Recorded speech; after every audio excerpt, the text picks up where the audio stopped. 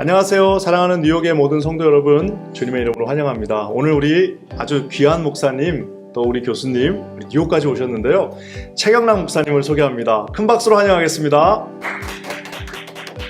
안녕하세요. 최경락입니다. 저는 한국의 고신교회 목사인데요. 조금 목회도 하다가 고신대학교에서 설교학도 좀 가르치다가 현재는 분당에 있는 샘물교회 담임 목사로 섬기고 있습니다. 뉴욕에 계신 성도님들 또 동역자분들 만나 뵙게 되어서 너무 영광입니다. 반갑습니다. 네, 목사님.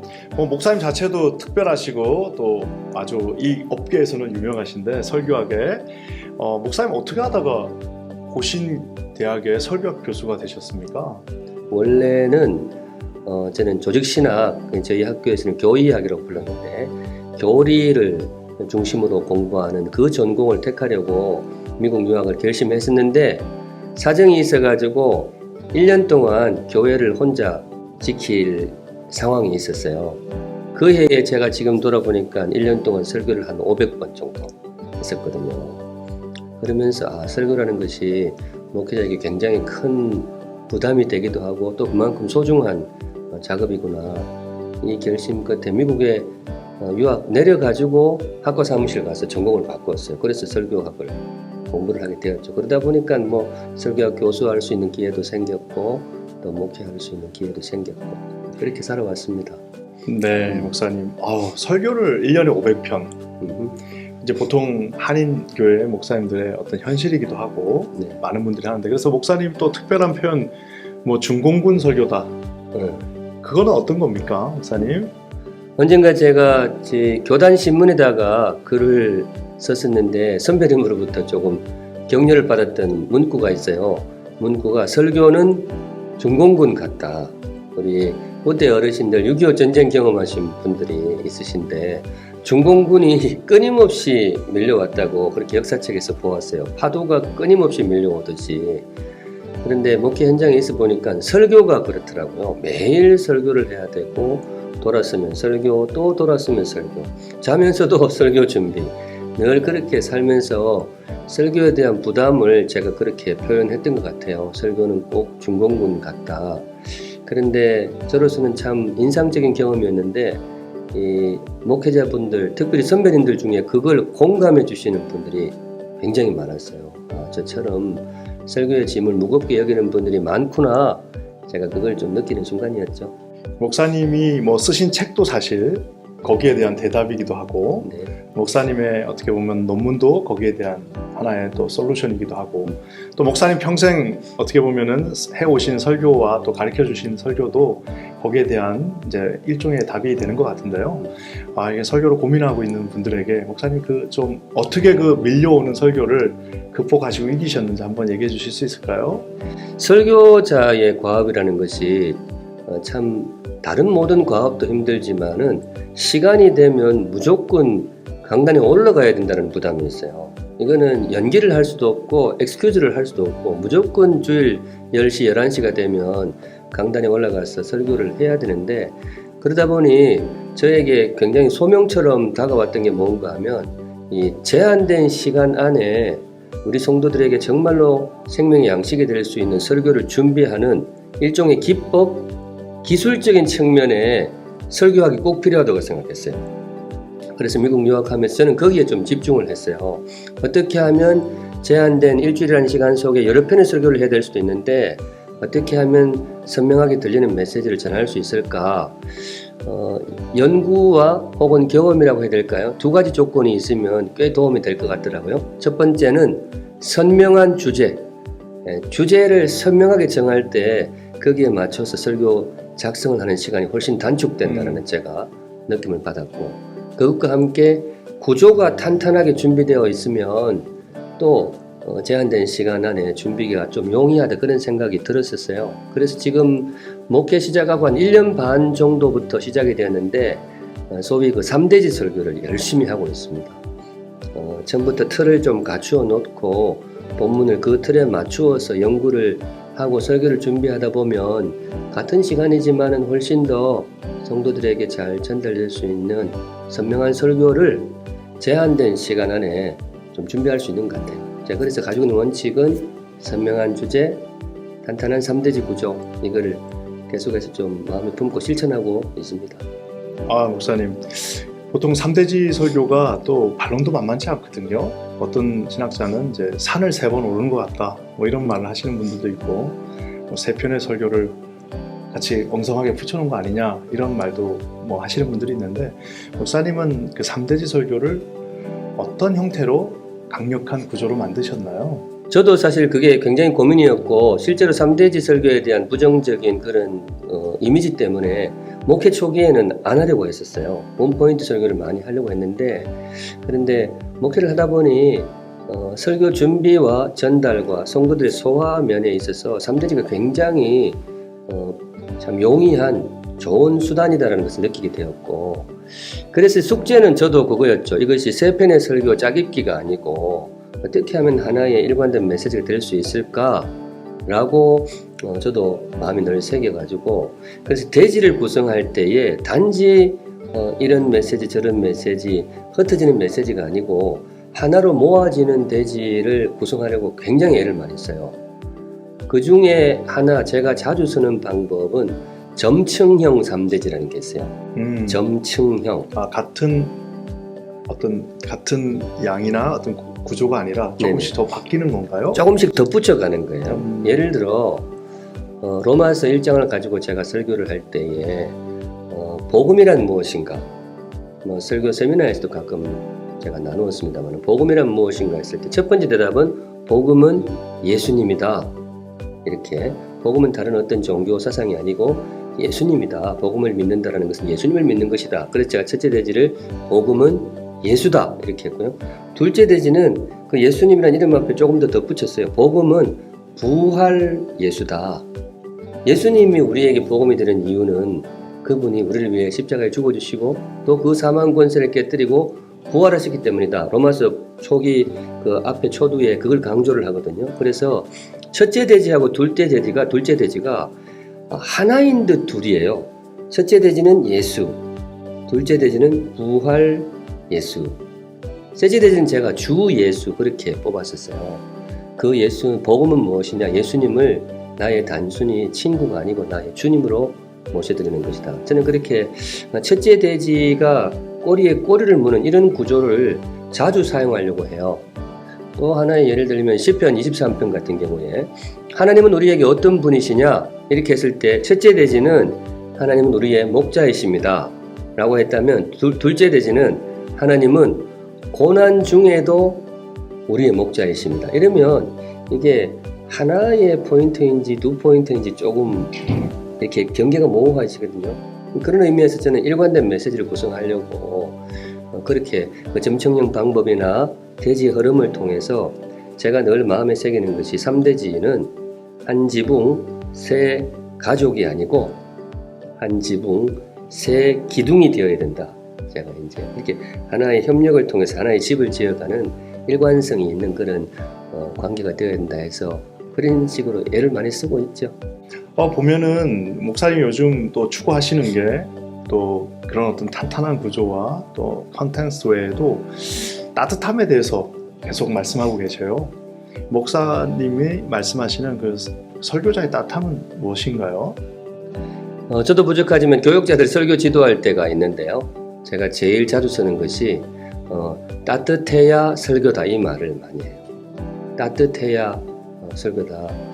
왜 그러는가 하면 설교는 기본적으로 성경 본문을 전하는 것인데 그것보다 조금 더 깊이 들어가면 저자의 의도를 전하는 거죠. 저자의 마음을 전하는 것이 설교라고 봐요. 그게 본문이고, 그렇다면 성경의 진정한 저자이신 하나님의 마음이 어떤 마음이고 그분이 어떤 분인가.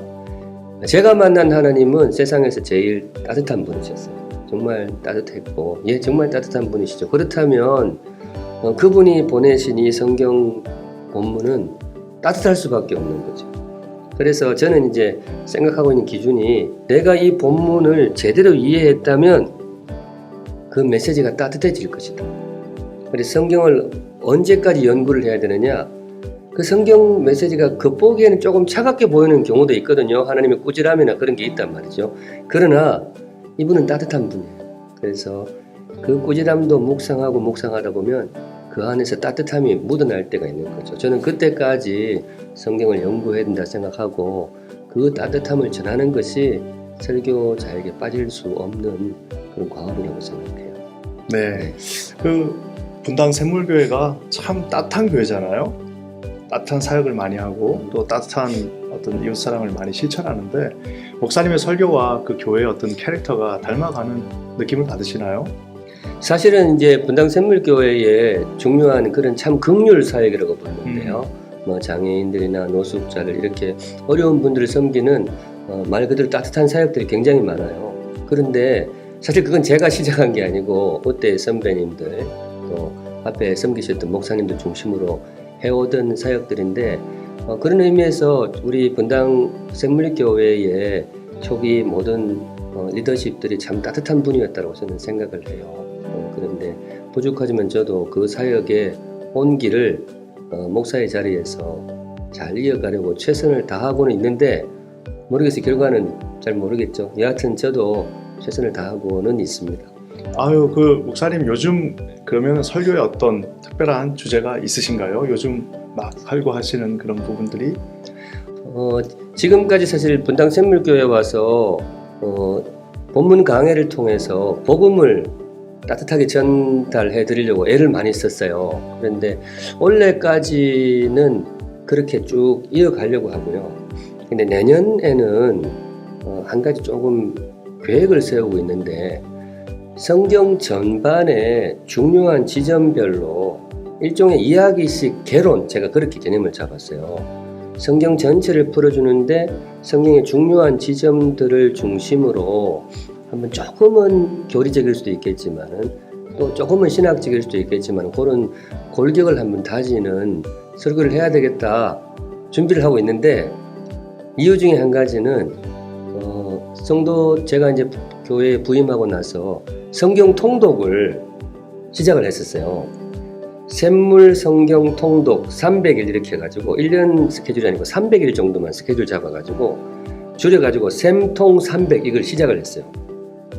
저는 사실 한 해만 하고 마치려고 했는데 성도들이 자발적으로 해가지고 지금 4년째 계속 하고 있어요. 계속 그 표를 나눠서 달라 그래가지고 그러면서 조금 요구가 있었어요. 성경 전체를 한번 훑어줄 수 없느냐. 그래서 어떤 프로그램을 따로 만들려고 하다가 설교를 통해서 정리해 주는 것이 모든 성도들을 섬길 수 있는 통로가 아니겠나 해서 지금 염두 구상을 하고 있는데 준비가 되면 그런 설교를 좀 해보고 싶어요. 목사님께서는 또 책을 많이 쓰셨어요. 나이에 비해서 또 그 바쁜 목회 와중에도 책을 꽤 많이 쓰셨어요. 설교학 책도 쓰시고 또 설교문에 대한 것들도 또 쓰시고 또 심지어는 10계명 이런 네네. 어떤 좀 디테일한 것까지 쓰셨는데 그 비결이 뭡니까? 어떻게 그렇게 책을 시원시원하게, 우리 목사님 책은 참고로 굉장히 간결하지만 명쾌하거든요. 어떻게 그렇게 목회를 하시면서 또 교수를 하시면서 책을 쓰셨는지 모르겠어요. 지금 짧은 시간에 좀 회상해 보았는데 공통점이 있어요. 제가 계획해서 쓴 책은 사실 한 권도 없었어요. 한 권도 없었고 퇴고 설교학도 그렇고 쉬운 설교도 그렇고 절기와 상황 설교도 그렇고 그 뒤에 십계명 뭐 사도신경 주기도문 이런 것들이 쭉 이어졌는데 다들 어떤 분들이 예를 들어 처음 썼던 책이 퇴고 설교학인데 저희 신대원에서 여름마다 하는 학위 목회 대학원이라는 프로그램이 있었어요. 있는데 주 강사는 아니었고 3시간짜리 특강 강사로 저를 초빙하면서 주셨던 주제가 있어요. 설교 클리닉이라는 주제였어요. 설교를 어떻게 첨삭할 수 있을까? 그래서 설교의 원리를 첨삭 원리를 가지고 그 원리를 가지고 설교를 작성하면 훨씬 더 빠르지 않겠나? 그러니까 나중에 이렇게 고쳐야 한다면 그 고치는 원리를 기준으로 강의를 하면 성도들의 참 설교자들이 도움이 되지 않겠나 해서 그 강의안을 썼던 게 그게 퇴고 설교하게 되었어요. 그리고 두 번째 이제 3대지 설교는 사실 전혀 계획이 없었는데 저는 사실을 정확하게 확인할 수 없는데 목회하신 학에서 어떤 분이 연재를 펑크를 내셨나 봐요. 하시기로 하셨는데 이어지지 않았던 거죠. 급하게 저 기자분이 찾아오셔가지고 뭐라도 좋으니까 연재를 해달라고. 그러면 평소에 이제 제가 그때 3대제 설교에 대해서 관심을 가지고 있었으니까 한 6개월 정도는 할 수 있겠다고 했는데 6개월 정도 했는데 조금 더 해달라 그래가지고 이렇게 했던 게 결국 그게 책이 되었었어요. 그리고 절기와 상황 설교도 그 성서윤의원에서 그 어떤 내는 잡지가 있는데 좀 절기별로 어떻게 설교를 할지를 연재를 해달라 그래가지고 연재를 하다 보니 그렇게 글이 되었어요. 그래 지금 생각하면 제가 계획해서 쓴 책이 없다라는 게 참 어떤 면에서는 참 감사하네요. 제가 계획하지 않고 어떤 분의 어떤 리더에 의해서 해왔으니까 지금 얼핏 드는 생각은 글쎄요, 이 모든 것이 하나님의 인도하심이었나 그런 감사한 생각도 듭니다. 좋게 네. 봐주셔서 감사합니다. 목사님 태고 설교하기 아주 큰 도움이 많이 됐습니다. 그리고 그렇죠, 참 특별한 개념인 것 같아요. 뒤에서부터 어떻게 보면 뒤에서부터 앞으로 가는 건데 목사님의 그 좀 특별한 그 어떤 인사이트 참 대단하신 것 같아요. 감사하고요. 목사님 우리 이제 벌써 미국에 사시기도 하셨고 유학도 하시고 또 이렇게 많이 또 방문도 해주시고 했는데 우리 이민 사회는 또 좀 독특한 것 같아요. 우리 이민 사회를 멋있게 살고 계신 또 우리 힘있게 살고 계신 우리 성도님들한테 마지막으로 한 말씀 좀 해주시죠. 네, 제가 이민 사회, 이민 생활을 다 안다고 이야기하면 정말 교만한 거겠죠. 근데 곁다리에서 유학 생활하면서 조금 지켜보았는데 일단은 정말 열심히 사시는 것 같아요. 정말 열심히 사시고 그 중에서는 많은 열매를 거둔 분도 있지만 조금 아픔을 가지신 분들도 있는데 일단은 제가 꼭 드리고 싶은 말씀은 정말 수고 많으셨다라고 그 말씀 꼭 드리고 싶어요. 그리고 너무나 잘해 오셨고 특별히 더 감사한 것은 그 이민 생활의 어려움 속에서도 주님의 교회를 세우는데 성심을 다해 주셔서 너무 감사하다 그런 생각이 듭니다. 또 어떤 면에서는 그런 이민 생활의 아픔을 이겨내는 과정에서 하나님을 더 깊이 만나실 수 있지 않았을까 그렇게 생각이 듭니다. 그래서 앞으로도 이민 삶의 현장에서도 성심을 다해서 귀한 열매를 거두시고 또 간절히 바라기는 이민 교회, 이세 교회에 또 계속해서 아름다운 교회를 세워주시면 참 좋겠어요.